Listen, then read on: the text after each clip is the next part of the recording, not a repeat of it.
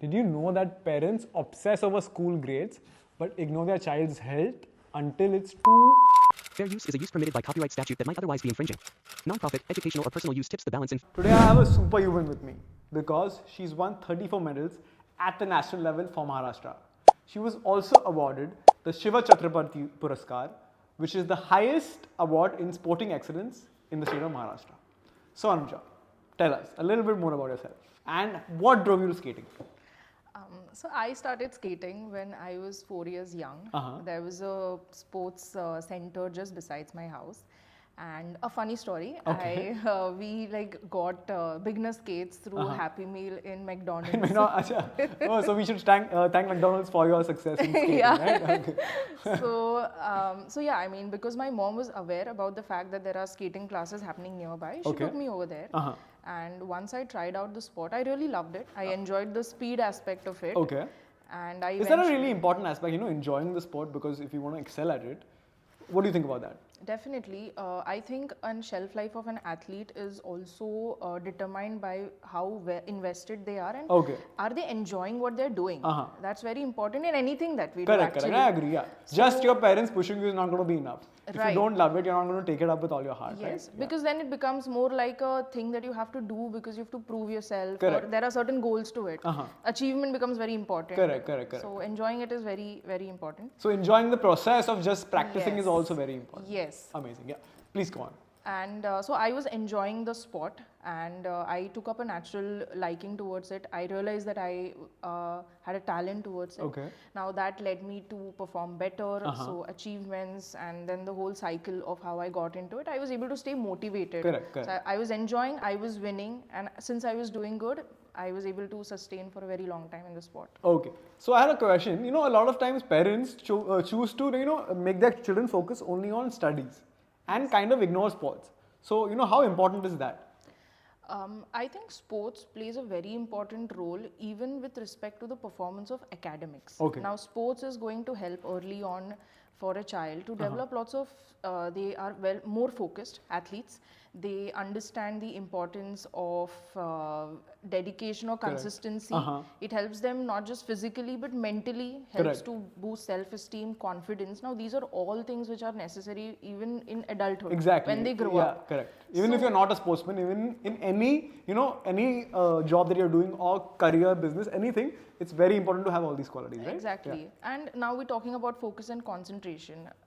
These are important while you're studying also. Correct, obviously. Yeah. So it automatically reflects into academics. So how supportive were your parents when, you went through this journey?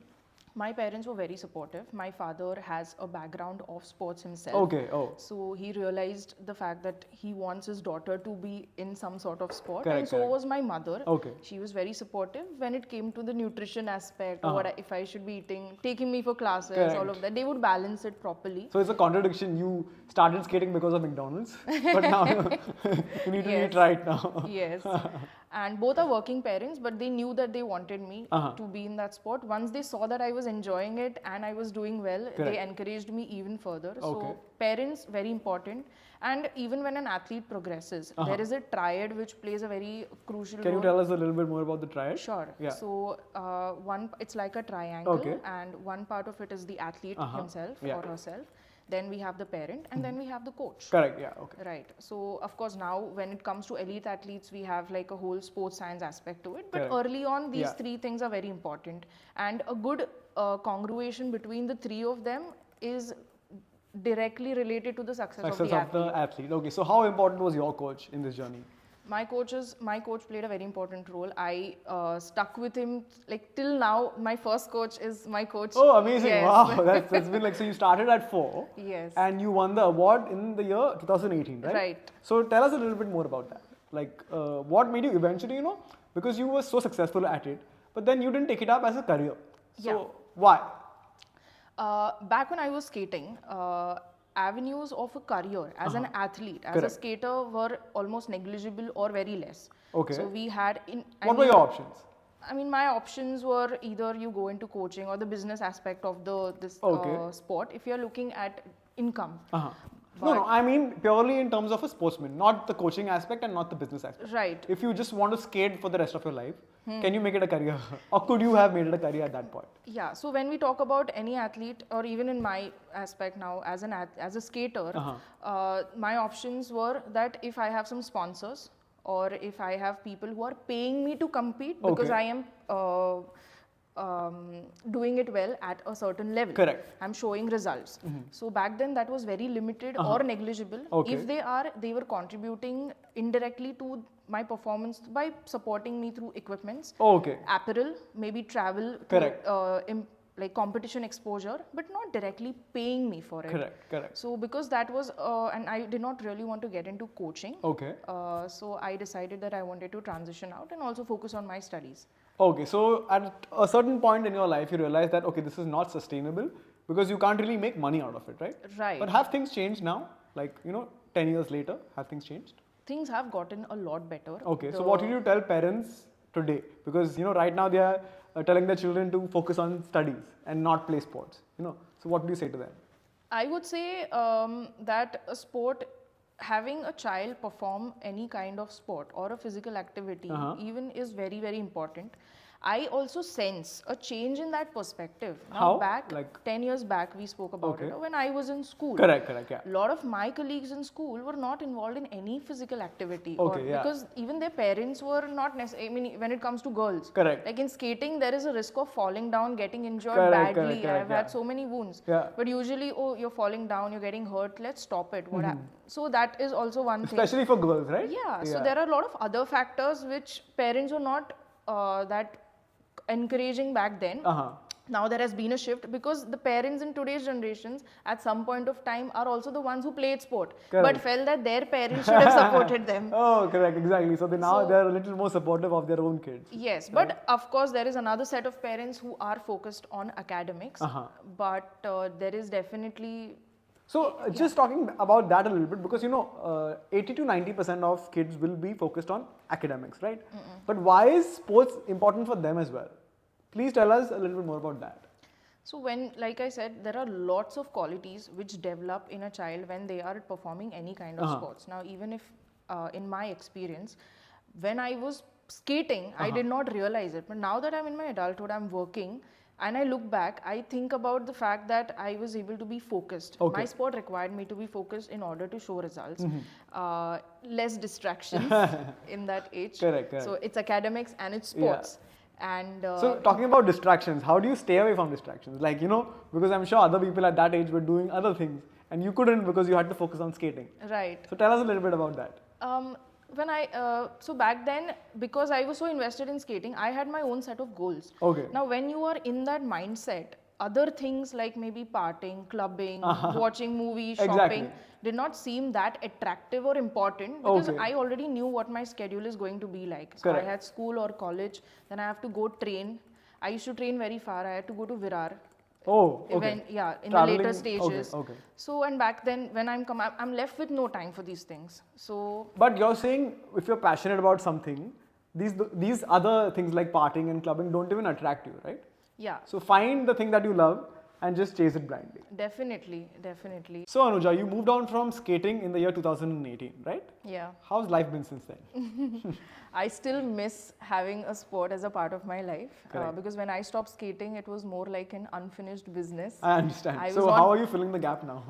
I still want to get back to skating every day, and I keep thinking that if I do this, I'll be back to this. No, I completely understand. So what are you doing now? What's your profession? Okay, so I'm working as a head of department for skating. Still at skating only. So the skating is not going out. It's not gone out. Amazing. Yes, I'm working with your group of schools. And I'm managing skating for all their schools pan India, which at this point is 36 schools. Oh, amazing. All over India. Yes. So tell us a little bit more about that. Yeah. So one thing about Vibgyor is that their USP when it comes to sports is they have a set curriculum even for sports. It's not just for academics. Great. Students, what they are going to be taught, with skills, with sub-skills, drills, all of that is decided. It's pre-planned. And that is one aspect. And the second part is the infrastructure. They are also building infrastructure to teach the sports that are a part of their curriculum. So That's amazing. So how are schools nowadays incorporating fitness into the day-to-day life of a student? right. So now initially back in the day when I was in school, we used to have like one games period Correct, a week yes. or a one PT period. PT in a period, week. yeah, exactly. But now it's a part of their everyday timetable. So along with studying English, math, science, they Okay. have periods for one individual activity, one team activity, and one performing arts activity. So Okay. they are practicing a sport multiple times within the same week. Okay. So it's integrated into their routine. All right. So you've been working with school children all over the country, right? What challenges do they face today? I would say the number one challenge is that they have increased access to money. Okay. So more spending capacity. Okay. Now I get to, as a child, I get to make a decision on what I want to spend it. Correct. Can you And- compare it to what your case was when you were, in school? Definitely. Back then, we did not have a lot of money to carry around. Correct. And there was less ultra processed foods also into the Correct. market. Available in the market. Available in the Yeah, market. yeah. Now the situation is it's Worse. grown exponentially, good as well as bad. Correct. But and then because they have money to spend, Yeah. they can give into what they want to eat, Correct, and correct. they do not make such healthy choices when it comes to what they want to consume. So Correct. they are consuming more of junk food, a lot of ultra processed food, sugary foods high in sugar. Correct. So it is affecting their health, and they don't realize it right Correct. now. It's not in their hands. Like it's not Right. their fault, but they're Right, consuming and them anyway. They are consuming it anyway. Correct. So what's the solution to this? Like what can we do? One thing is that their exposure to the outside food has to be reduced. Okay. So, eating healthy food which is made at home trumps anything from outside anytime. Correct. Obviously. maybe But won't the parents- parents play like a very important role in this? Right. So, parents, I mean, that's one thing that they need to encourage the children to eat from what is given in the dabbas or Correct. tiffins Correct. and take that at home as opposed to giving them money and encouraging them at eating at schools or Correct. maybe outside school Uh-huh. or wherever they're going, classes and all of that. Second thing is better food choices and habits. Now, Okay. children at a young age are very impressionable creatures. They will Course. see and they will do what they are They'll seeing. copy what they see. Exactly. Yeah. So better food and health choices within the home. Correct. That means that they are going to be more inclined to eating those. So even on foods. the part of the parents, even they themselves need to be following, a stricter diet. Yes, right? yes, definitely. And I would also add a little bit of nutritional literacy here. Okay. Because more knowledge about these after effects of such food. Like, Correct. even parents now, a part is that it's convenient. Correct. It's Exactly. easy. Yeah. It's a quick fix. Yeah. So, but if parents know what are the after effects of consuming this food, maybe few years or 10 years Correct. down the line on their own child, they may not make those choices when they are making those choices. Exactly. So maybe schools in their PTA meetings should have lectures on nutrition. Definitely. Correct. That is happening, but it needs to happen at a larger scale for parents to And make healthier choices. at a much faster pace also, Yes. right? Every kid that I notice these days is glued to his phone. So at school, is that also like a big issue? Yeah, I think that is another very big challenge that we have in today's generation. Correct. Is that they have easy access to technology, gadgets. Correct. There is more screen Everyone time. has a phone these days. Even if you're in the Yes. first grade, I guess they have phones. these days. Exactly. They have more screen time now. Correct. Children are spending their time on screen accessing reels. They are playing video games. Correct. They are consuming social media. It's a lot of sedentary activity for Correct. them, and Yeah. they are getting easy dopamine hits by consuming the content very easily. It's Exactly. convenient. They don't have to move. Correct. So this is also leading to a point where now as a kid, they don't feel the need to take up sports to get that dopamine hit. While they do not Correct. understand what's dopamine or the importance Correct. of it, they know that they're feeling good after consuming Exactly. these things. So they are inclined more towards this. And I've seen a lot of parents also encourage this. I mean, encourage as in they'll give easy access to the phone. Correct. I mean, at the end of the day, the parents have bought them the phone, right? Yes, yes. But then, like I've seen there is awareness that people know that a lot of screen time is not good for you. Why then the parents still, keep giving it to the kids? Yeah, so I feel there is also a factor of now a lot of parents these days are working. Correct. It's also used as an incentive with the children. Okay, yeah. Yeah, or Correct. maybe to you do this and you'll get this. Correct. But the incentive is the fact that they'll get a certain gadget or access Exactly. to a certain thing. Exactly. So it may be. I helps them- know, sorry to cut you, but I remember my incentive when I was growing up was if I study, I'll get to play. Like I can go down and play cricket. Yes. And clearly the incentives have changed. Mine too. I mean, sometimes academics was used as a leverage so that I can keep skating. Correct, exactly. Same here. So Right. like, again, what's the solution? Right. So definitely in reducing their access to technology. At this age, students do not need so much of technology in their Correct. lives. It has to be moderated. Correct. So while they can use it for educational purposes, Yeah. using it for these quick fixes, video games, social media, I don't think children these days need exposure. At this level, they do not need exposure to these things. Correct. But unfortunately, they also have a lot of exposure to social media. Yes. And how is that? I think that must be the worst. Yeah. Tell us a because little bit about that. Social media is basically you are consuming someone else's narrative or a perspective of a particular situation. Correct. Now, whereas a child who is in sports, when they have the Take your own example. Yeah, I mean, back when I was skating, I knew that my self-esteem, subconsciously, Yeah. these factors are evolving and developing in the positive way. Correct. Because I am performing a particular sport. Exactly. The same thing, if when I look at social media, I might be watching someone say something about something and I'm Exactly. consuming their perspective of it. Now, a lot of, like, they are selling a particular image. Exactly. Maybe you have to be thin only, you have to be this, Yeah. you have to be And that. they're showing you their best moments. Right. You're not seeing their worst moments, right? Exactly. Yeah. That is also there. And everyone's worst, best moments again look difficult. Correct. So when they consume a particular narrative, you think that is how it's going to be for me also. Exactly. And not necessarily explore it organically yourself. Uh-huh. So So how does this affect the kid? Like, I think it affects their self-esteem. Anyone needs to learn something by exploring it on their own. correct. A lot of times people also give you advices based on their experiences Yeah. in life in similar situations. Correct. However, every individual is different and there is a subjective parameter associated Exactly. with it. Yeah. So social media, though there are positives to it, at that age when you're exposed But to... do you really think at that age, like I'd say till the first grade or even till the fifth grade, what are the positives of social media? Social media positives only on the educational front. Correct. Access to information Exactly. is what I can look at. But apart from other things, I don't feel they should have access to the other aspects of it. No Instagram, no Facebook, Correct, social apps, texting your friends all the time. That's taking away from a lot of productive time that can be invested in developing themselves. Exactly. Anuja, what's the way ahead? The way ahead is for the schools to educate students on fitness as a Okay. part of lifestyle. Correct. And not enforce it on them.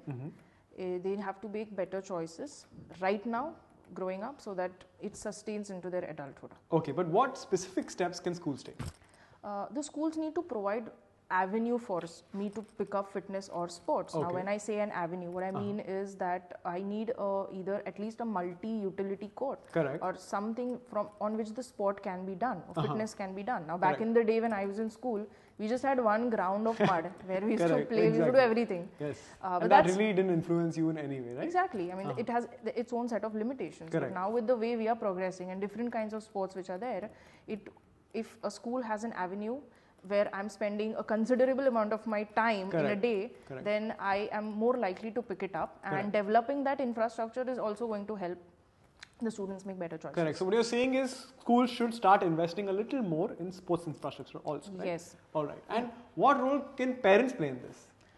Parents are not only parents actually, but when we talk about students, we're talking about mentors, coaches, and of course parents being the bigger stakeholder. Yeah. But because there is a trust factor between them, they have a rapport. Correct. Children are more likely to listen to them. Now these are the figures who are influencing their thoughts, Exactly, choices to a obviously. certain Yeah, extent. So creating awareness in these people, within these people about when it comes to fitness, taking up sport or maintaining it, not Correct. just learning it, and looking at it from a lifestyle choice again, and not necessarily if my child is achieving. Because a lot of times parents stop a sport because the child is not performing or they're not winning medals. Correct, correct. Not understanding the other benefits they are getting Of by playing the sport, Yes. exactly. Okay. So yeah, please. Yeah, creating awareness among all these three stakeholders will definitely help the students also to take it up and maintain it while also implementing it themselves. Correct, exactly.